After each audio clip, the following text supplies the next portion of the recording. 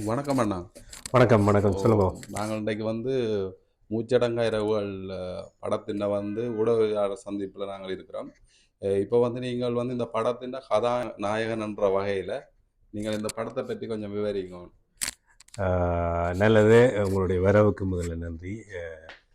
எங்களுடைய AVT production நிறுவனத்தினுடைய திரைப்படம் தான் மூச்சடங்கா இரவுகள். இதை தம்பி கந்தசாமி லோகன் அவர்கள் இயக்கியிருக்கிறார். சுதர்சனா இசை போட்டிருக்கிறார். ஏற்கனவே நாங்கள் இந்த படைப்பு மட்டுமில்லை, நிறைய படைப்புகளை செய்திருக்கிறோம். ஆனால் அந்த படைப்புகளை தாண்டி இப்படி ஒரு படத்தை திரைக்கு கொண்டு வரணும்னு சொல்லி முயற்சி செய்து எனக்கு முதல் வேறு 2 பேரை செலக்ட் பண்ணியிருந்தாங்க நடிக்கிறதுக்கு.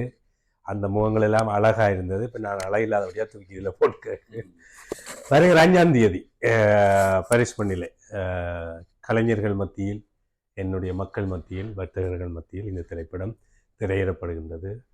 வாருங்கோ, பாருங்கோ, உங்களுடைய ஆதரவை தாருங்கள். சரி, என் கேள்வி தான் கேளுங்க. என்னோட நீங்கள் எந்தெந்த இடத்துல இந்த படம் ஓடி இருக்கு ஏற்கனவே? நாங்கள் சொன்ன மாதிரி பங்குனி மாதம் 29ஆம் தேதி எங்களுடைய சகோதரருடைய மண்டபம் எல்லோருக்கும் தெரியும், நட்சத்திர மகால். அதில் தான் எங்களுக்கு ஒரு ஆதரவு தந்தவர். அதில் மிக பிரமாண்டமான ஒரு பாடல் வெளியிட்டு செய்து அதே வேகத்தோடு திரைக்கு படம் கொண்டு வந்தாங்க. இலங்கை மண்ணிலே முதல் இப்படி ஒரு திரைப்படத்தை பாடல் வெளியிட்டு 6 நாள் தியேட்டருக்கு கொண்டு வந்த ஒரே படம் இதுதான். அதே மாதிரி நிறைந்த மக்களோட, அன்பு கணிந்த மக்களோட, நிறைய கலைஞர்களோட, அதே மாதிரி இந்த படம் ஒரு பக்கம் இருந்தாலும் இந்த படம் சார்ந்து நிறைய கலைஞர்களை அன்றைக்கு நாங்கள் 29 சந்திச்சினாங்க.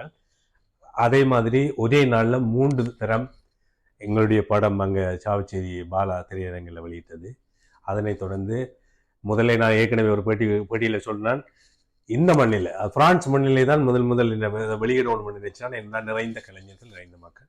ஆனால் அது சரிவர இல்லை. அதனால் டென்மார்க்கில் 11 தியேட்டரில் வெளியீடு செய்திருந்தாங்க.